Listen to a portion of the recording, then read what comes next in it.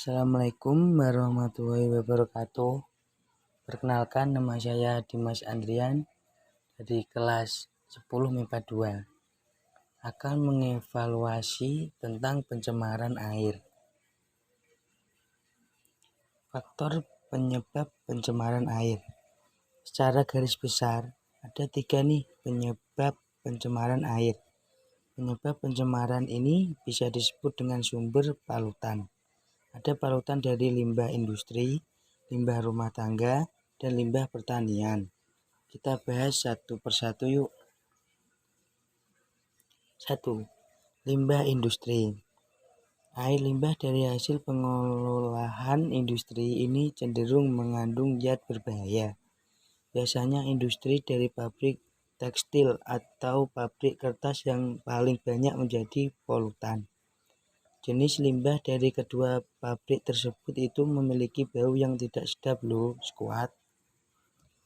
Limbah ini disebut dengan limbah organik.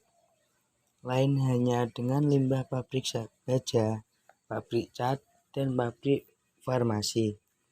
Limbah dari jenis pabrik ini berupa cairan panas, berbusa, mengandung asam belerang, dengan bau yang sangat menyengat.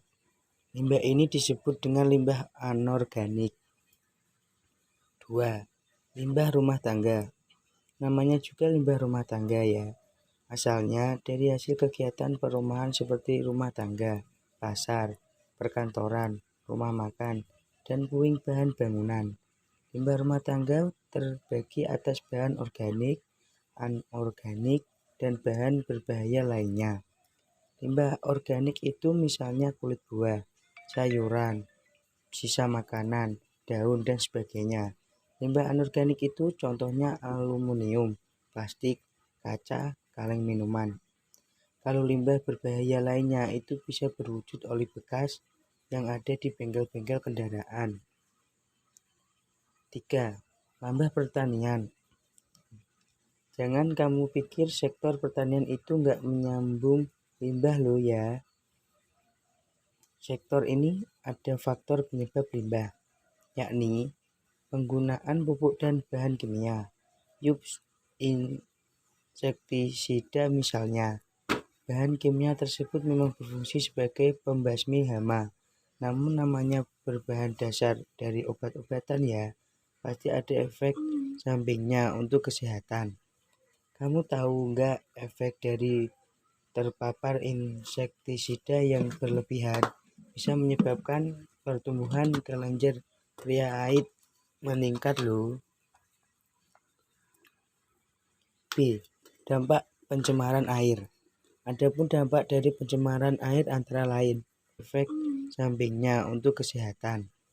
Kamu tahu nggak efek dari terpapar insektisida yang berlebihan bisa menyebabkan pertumbuhan kelenjar pria haid meningkat loh.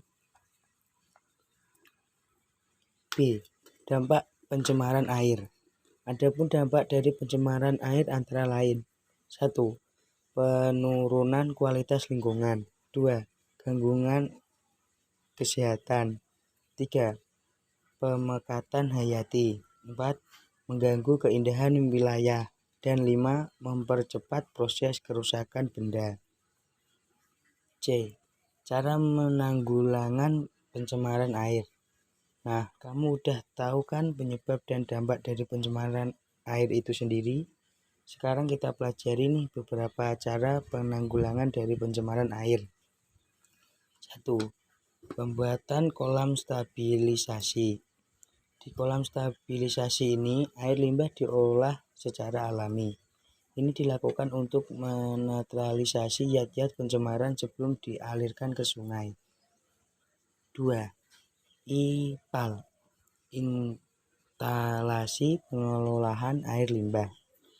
Pengolahan air limbah dengan IPAL ini menggunakan alat-alat khusus dan menggunakan 3 tahapan, yakni primary treatment, pengolahan pertama, secondary treatment, pengolahan kedua, dan tertiary treatment, pengolahan lanjutan.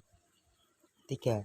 Pengolahan extract human excrete Pengolahan ini dapat ditemukan dalam septic tank yang bisa diolah dengan cara anaerobik menjadi biogas.